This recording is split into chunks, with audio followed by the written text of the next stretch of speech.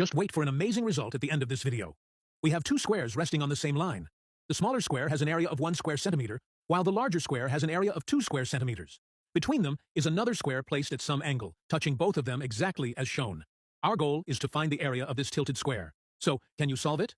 Okay, let the side length of the tilted square be x. So what do you think will be its area? Yes, right. Since the area of a square equals the side length squared, the required area is simply x squared. Similarly, the left square has area 1, so its side length is 1. The right square has area 2, so its side length is equal to the square root of 2, isn't it? Okay, now label this point as A, this is B, this is C, then this is D, and finally this point as E. Notice that triangle ABC is a right-angled triangle with one side equal to 1 and hypotenuse equal to x. Applying the Pythagorean theorem, we get BC squared plus 1 equals x squared. So BC equals the square root of x squared minus 1. Good. Now look at the right triangle CDE. Here again, the hypotenuse is x, while this side length is square root of 2. Applying Pythagorean theorem again, CD squared plus root 2 squared equals x squared. So CD becomes the square root of x squared minus 2. In the next step, let the two acute angles in triangle ABC be alpha and beta. These two angles are complementary, which means alpha plus beta equals 90 degrees.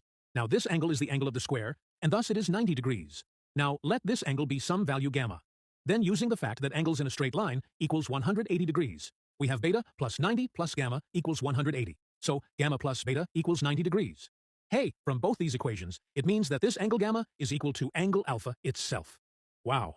So now, if we consider the triangle CDE, we get this angle as beta as well because CDE is a right triangle, and alpha and beta are complementary angles. So in short, we can see that triangle ABC and triangle CDE have two equal angles.